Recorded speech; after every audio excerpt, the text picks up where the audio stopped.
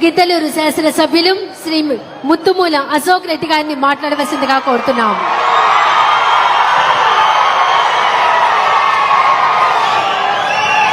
మనమందరము ముందుగా మనందరి ఆరాధ్య దైవం, ఈ రాష్ట్రానికి దశ దిశను మార్చేదానికి తన జీవితాన్ని అంకితం చేసినటువంటి మహనీయుడు గౌరవ రాష్ట్ర ముఖ్యమంత్రి వర్యులు నారా చంద్రబాబు నాయుడు గారు గిద్దలూరు వస్తే ఎంత శబ్దం చేయాలి మీరందరూ?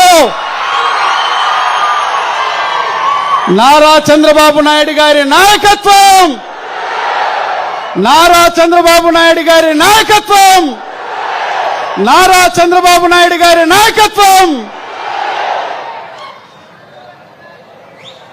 ఈరోజు మనకి సంజీవిని అనేటువంటి కార్యక్రమంలో భాగంగా కృష్ణంశెట్టిపల్లె గ్రామానికి గిద్దలూరు నియోజకవర్గానికి విచ్చేసినటువంటి గౌరవనీయులు పూజ్యులు పెద్దలు రాష్ట్ర ముఖ్యమంత్రి వర్యులు నారా చంద్రబాబు నాయుడు గారికి, అలాగే వేదిక మీద ఉన్నటువంటి కలెక్టర్ విజయ సునీత గారికి, అలాగే గౌరవ రాష్ట్ర మంత్రివర్యులు జిల్లా ఇన్ఛార్జ్ మంత్రివర్యులు ఆనం రామనారాయణ రెడ్డి గారికి, అలాగే రాష్ట్ర విద్యుత్ శాఖ మాత్యులు గొట్టిపాటి రవికుమార్ గారికి, రాష్ట్ర సాంఘిక సంక్షేమ శాఖ మాత్యులు డోలా శ్రీ బాల వీరాంజనేయ స్వామి గారికి, అలాగే ఎంపీ గారు మన యొక్క మాగుంట శ్రీనివాసరెడ్డి గారికి, వేదిక మీద ఉన్నటువంటి మన యొక్క పెద్దలు రాజమౌళి సారి గారు, అలాగే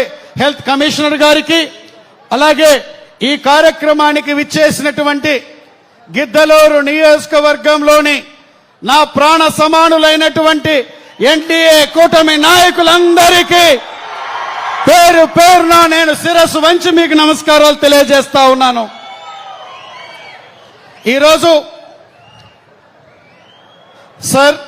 ఈరోజు గిద్దలూరు గడ్డపై మీరు అడుగు పెట్టడం అనేటువంటిది మా ప్రజలందరికీ ఒక పండుగ.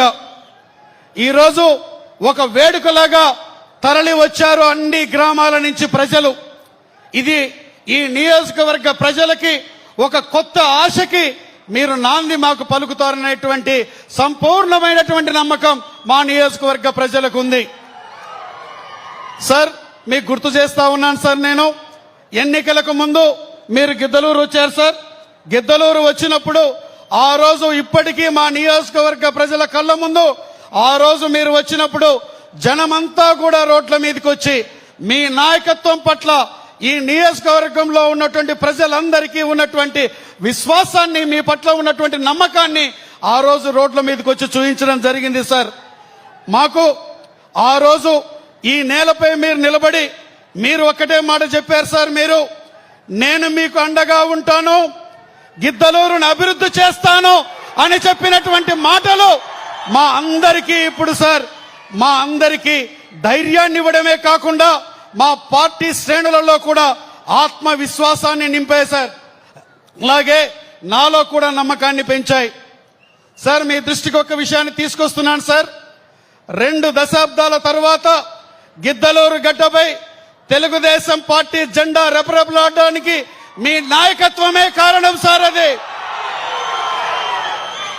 అది మా విజయం కాదు సార్, అది మీపై ప్రజలు ఉంచిన విశ్వాసం, మీ విశ్వాసం ద్వారా సాధించిన విజయం సార్.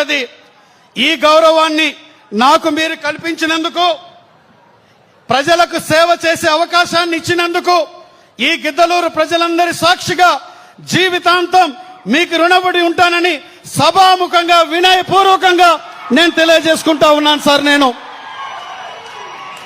సార్, రాష్ట్రానికి దశ దిశ నిర్దేశం చేస్తున్నటువంటి నాయకులు మీరు. ఈరోజు ఆంధ్రప్రదేశ్ కొత్త దిశగా నడుస్తూ ఉంది.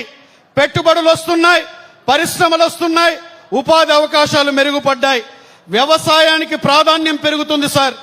నీటిపారుదల ప్రాజెక్టులు వేగం పుంజుకున్నాయి, ప్రతి శాఖలో అభివృద్ధి కనిపిస్తా ఉంది సార్. మీరు ఒక మాట చెప్పారు సార్, మీరు సంపద సృష్టించి సంక్షేమం పంచాలనే మీ ఆలోచన రాష్ట్రానికి మార్గదర్శకంగా నిలిచింది సార్. మీ విజన్ వల్లే భవిష్యత్ తరాలకు బలమైనటువంటి ఆంధ్రప్రదేశ్ నిర్మితం అవుతా ఉందనే దాంట్లో ఎటువంటి సందేహం లేదు సార్ మాకు.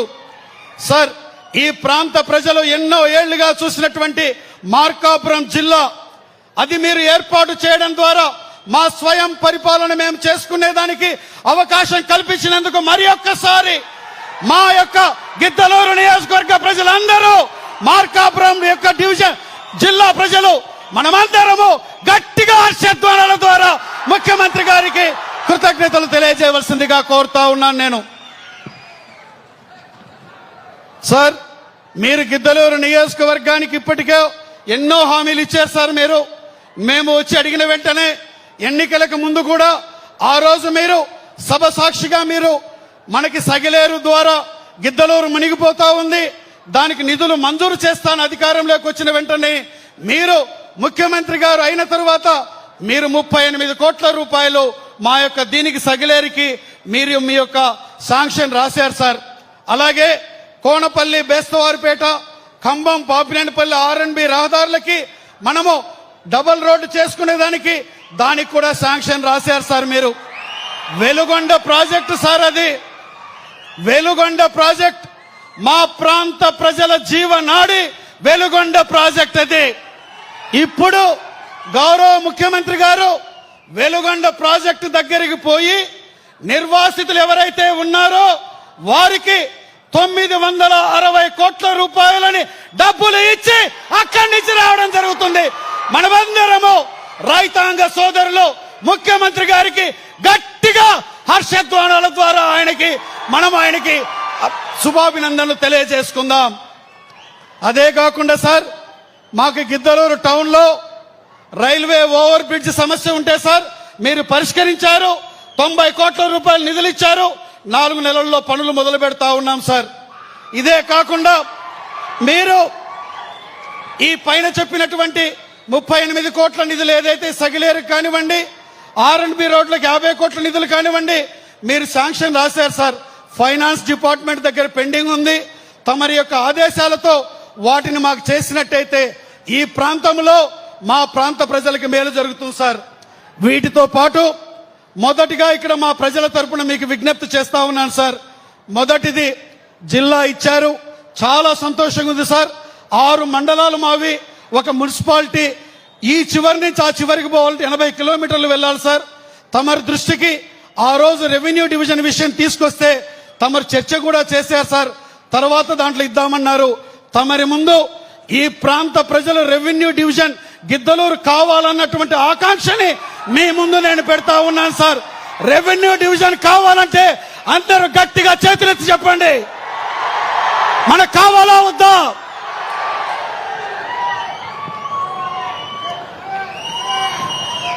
సార్, రెండవది చారిత్రాత్మకమైనటువంటి ఖమ్మం చెరువు సార్.